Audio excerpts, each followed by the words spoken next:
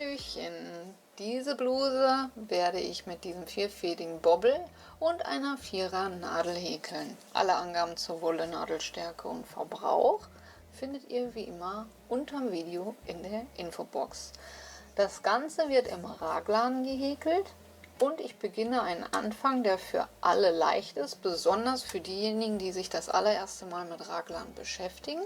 Dazu häkle ich 3 Luftmaschen, mache einen Umschlag, steche in die erste Masche unten am Fuß ein und häkle direkt ein neues Stäbchen dran. Durch 2 Schlaufen und durch 2 Schlaufen. Jetzt hat sich hier ein kleines Löckchen gebildet. 3 Wendeluftmaschen, wenden, Umschlag und durch das Löckchen hindurchstechen und wieder ein Stäbchen häkeln.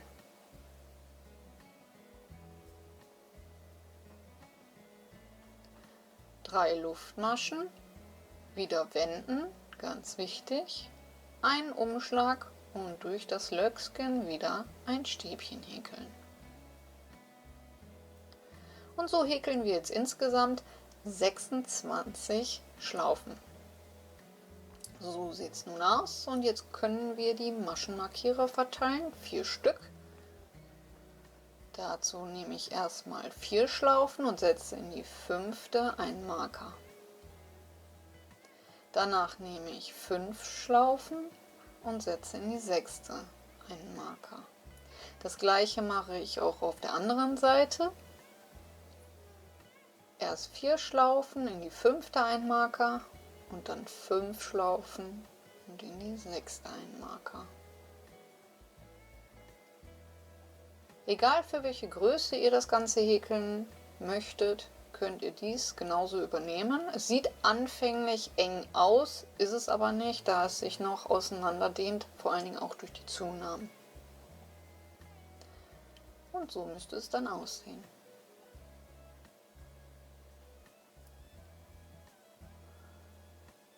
Für Reihe 1 machen wir 2 Wendeluftmaschen, machen einen Umschlag, gehen in die erste Schlaufe hinein, durch das erste Löckchen und häkeln ein halbes Stäbchen.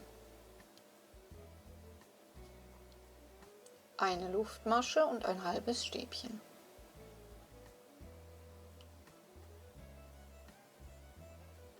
Danach in die nächste Schlaufe, also ins nächste Löckchen und dort auch wieder ein V aus einem halben Stäbchen, eine Luftmasche und einem halben Stäbchen. Und so häkeln wir nun bis zum Maschenmarkierer weiter. In jedes Löckchen ein V.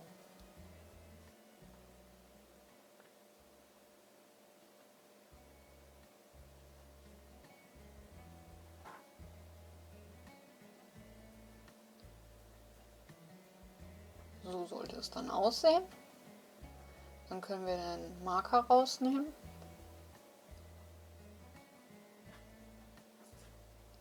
Und dort häkeln wir 3 halbe Stäbchen hinein.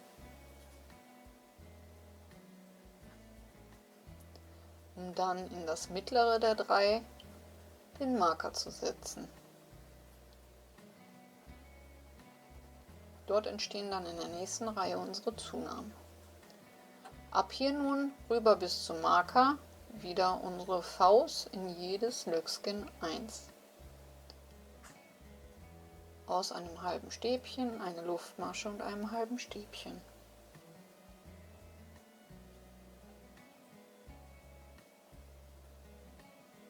Marker raus, wo der Marker ist, 3 halbe Stäbchen.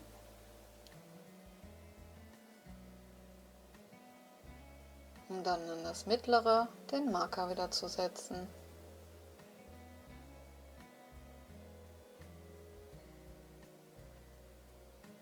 Am Ende sollte das dann so aussehen.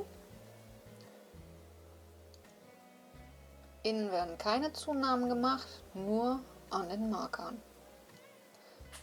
Also kommen wir zur Reihe 2. Wir machen wieder 2 Wendeluftmaschen und häkeln ab hier in jedes V ein V.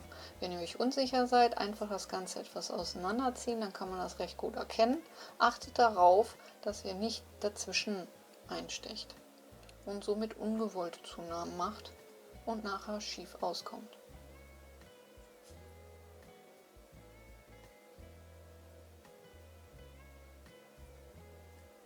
Nun häkeln wir jetzt in jedes V ein V bis zum Marker.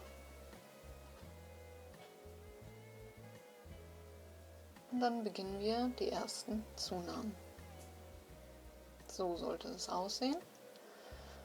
So, die Zunahmen werden wie folgt gemacht. Wir stechen in die Masche vor dem Marker ein und häkeln dort ein neues V.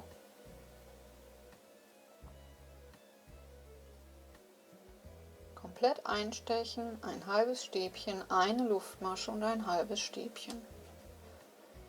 In die Masche mit dem Marker kommen wieder 3 halbe Stäbchen. Das bleibt unverändert.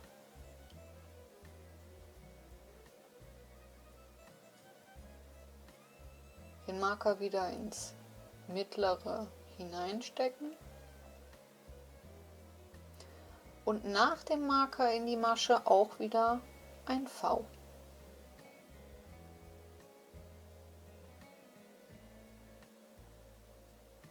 Danach wie gehabt wieder in jedes V ein V bis zum nächsten Marker. Und so funktionieren die Zunahmen. Ganz easy. So, nochmal ein letztes Mal. Vor dem Marker in die Masche ein neues V aus einem halben Stäbchen, eine Luftmasche und einem halben Stäbchen. In die Masche mit dem Marker 3 halbe Stäbchen. In die Mitte wieder den Marker setzen.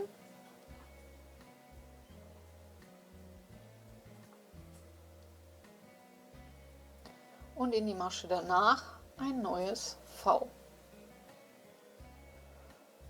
Und so häkelt ihr jetzt Runde für Runde, Reihe für Reihe, bis sowohl Rücken als auch die Ärmelaussparungen für euch die perfekte Reihe haben. Und mehr ist das auch nicht. Ganz leicht und easy gehalten. Bei mir sollte der Rücken in etwa eine Breite von 50 haben und die Ärmel mindestens 20 bis 22 cm Höhe. Sollte es mehr werden, weil ich mit dem Rücken noch nicht auskomme, kann man dies nachher noch kaschieren. Und jetzt werde ich erstmal häkeln und wir sehen uns wieder, wenn ich soweit bin.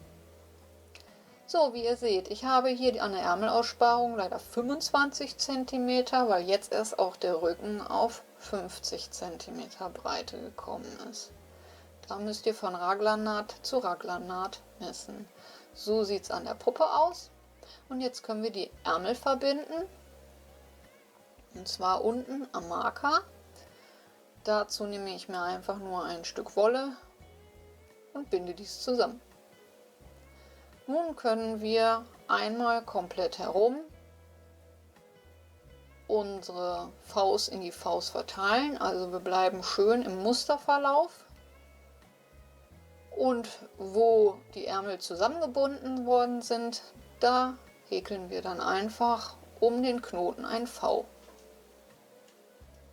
So wie hier. Und dann weiter. Und das Ganze machen wir dann hin und her und hin und her, bis die Jacke oder die Bluse so weit gewachsen ist, wie sie für uns perfekt ist und passt. Und so sieht es dann am Ende bei mir aus, nach 40 Reihen insgesamt von ganz oben bis ganz unten heruntergezählt. Und dann können wir auch schon zum Bündchen kommen. Fürs Bündchen werde ich jetzt komplett um die Bluse oder dem Shirt herum häkeln. Und zwar ein Reliefstäbchenrand. Dazu verteile ich jetzt in erster Linie einmal Stäbchen. Wo die Faust sind, bleibe ich immer bei 3 Stäbchen in einem V. In die Ecke setze ich immer 5 Stäbchen und ins mittlere den Marker, sodass eine schöne Rundung bleibt. Und an der Seite, wo wir halt keine Vorgaben haben, da häkel ich pro Reihe 2 Stäbchen, sonst wird es zu viel. Und so spart ihr euch dann auch alle Seiten abzuzählen, um zu gucken, ob es gleich ist. Ihr müsst einfach nur im gleichen Rhythmus bleiben. Oben am Kragen das gleiche an den Spitzen auch, 5 Stäbchen, und hier braucht ihr gar nichts machen, das zieht sich automatisch durch die Reliefstäbchen zusammen. Entschuldigung.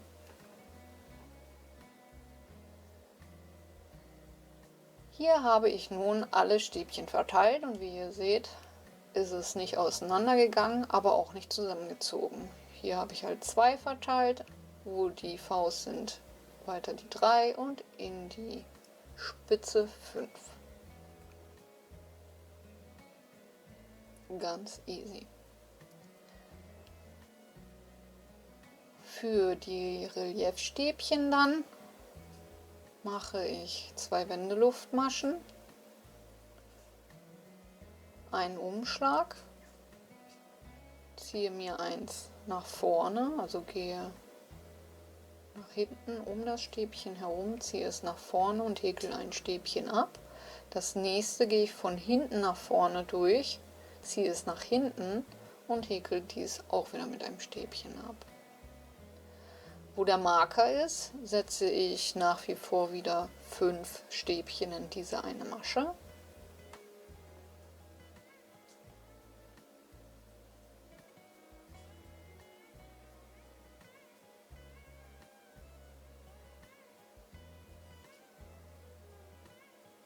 Setze in die mittlere den Marker. Und dann orientiert ihr euch an den davor gehäkelten Reliefstäbchen, einfach, dass ihr im Rhythmus bleibt, falls ihr noch ein paar Reihen mehr dran häkeln wollt. Guckt und häkelt dann dementsprechend mit den Reliefstäbchen weiter. Hier wäre es dann ein hinteres.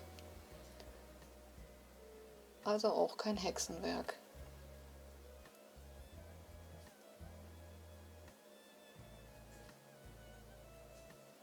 Wer möchte, kann natürlich auch 2 nach vorne, 2 nach hinten, was dann aber bei den Spitzen, je nachdem wie es auskommt, sich etwas schwieriger gestaltet, aber dennoch nicht unmöglich ist. Und so sieht es dann aus.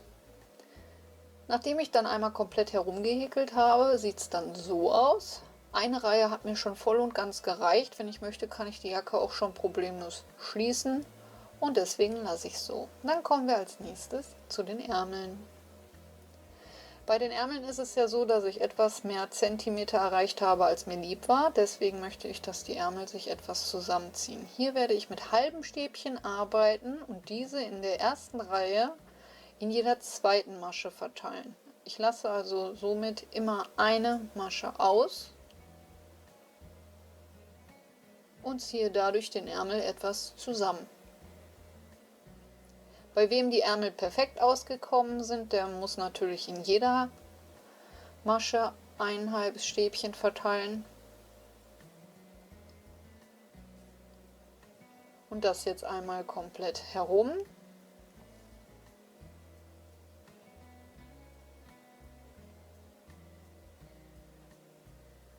So. Und am Ende schließe ich dann mit einer Kettmasche. Und verteile nun meine Reliefstäbchen. Hier mache ich nur eine Wendeluftmasche, da ich mit halben Reliefstäbchen arbeite. Und halte mich auch hier wieder ans Muster. Eins nach vorne, eins nach hinten. Und selbstverständlich auch nur eine Reihe.